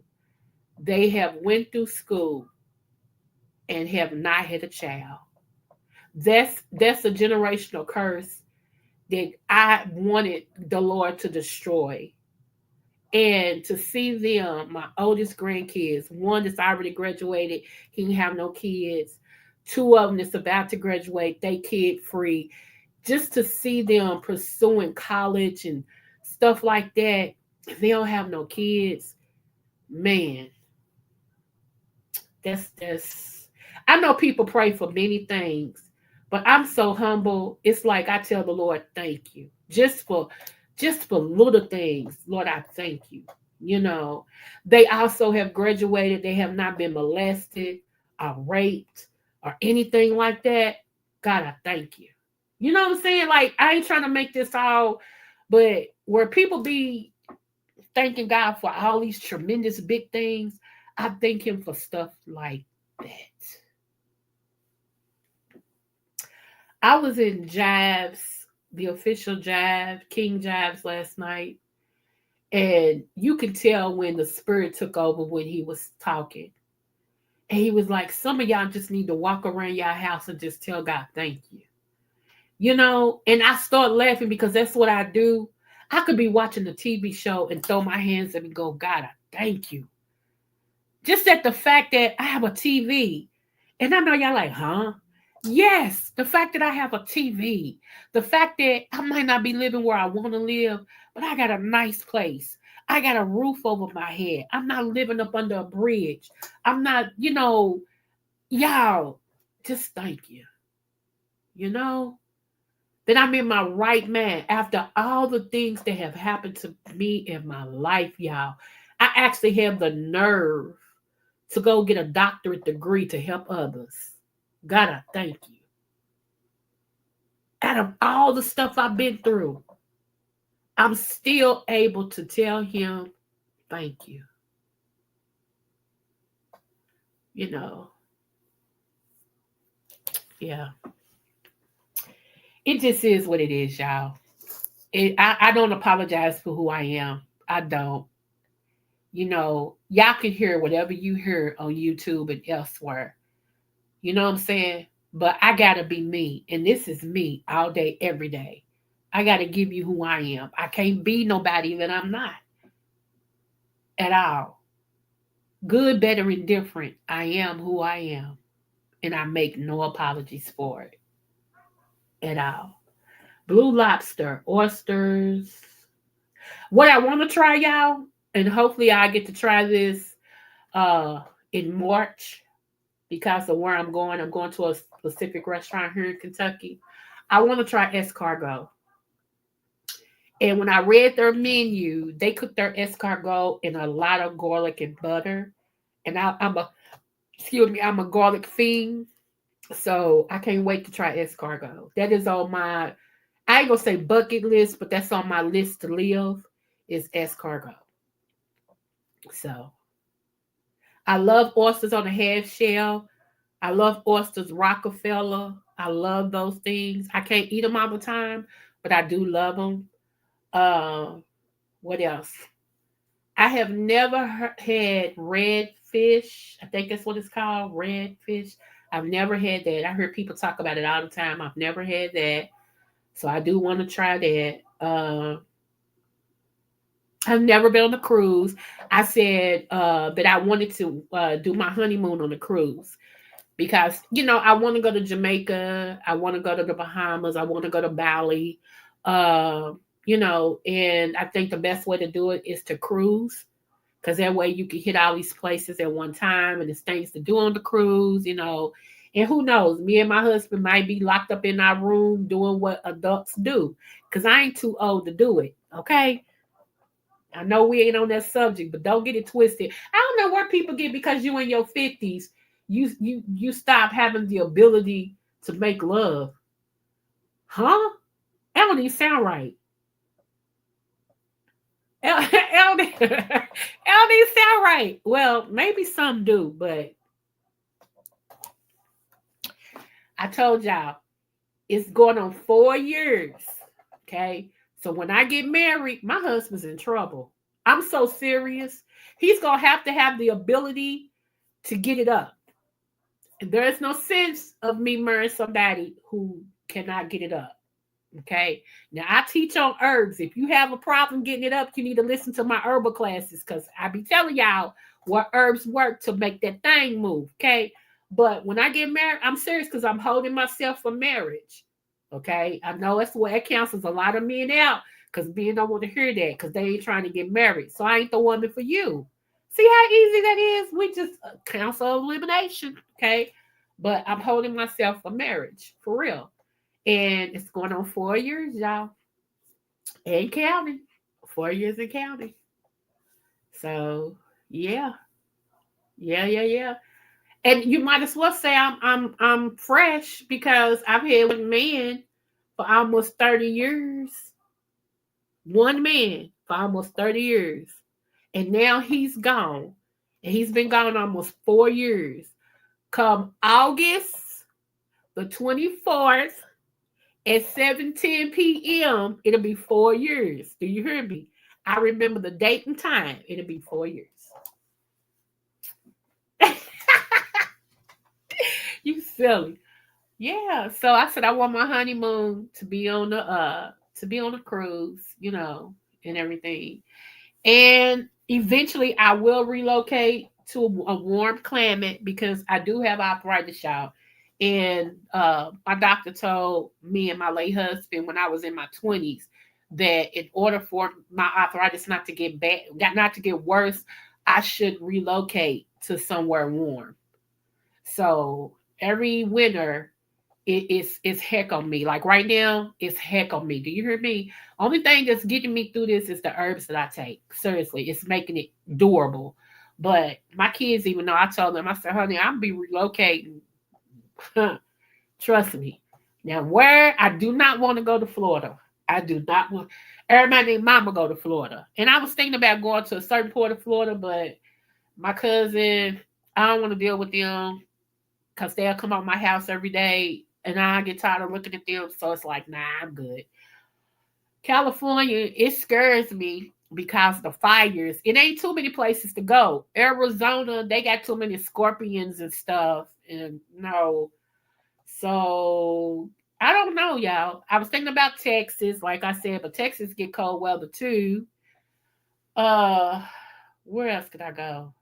So I don't know. I don't know. But I don't think I'm gonna relocate until, like I said, I'll probably be relocating because I don't think my husband's in Kentucky. I'm gonna be honest with y'all. Can I talk for y'all for a minute? We've been talking this long. We're gonna get out of here. I don't think my soon to be husband. I don't think he's in Kentucky. I could be wrong, but I don't think he's in Kentucky. I really don't. I really don't. I just got this feeling it's gonna be the way we're going to meet and the way we're going to date and get engaged is going to be so different from how normal people do it that it's going to shock even us. It's going to be like And I know that stuff can happen because I have a cousin who just got married, and it wasn't the normal way either that they met each other, but you can tell it was meant to be. And I just got this feeling that that's how it's gonna be with me. It's gonna be so different that it's gonna shock me, shock him, not shock him, shock him. Okay. So yeah, and I think that's when I relocate, is because he's gonna come equipped with a house. He's gonna come equipped, period. Seriously. So I don't know. I don't know. I could be wrong, and I'll go on record if I'm wrong and say, yeah, I was wrong about all of that. Okay. But I just really do.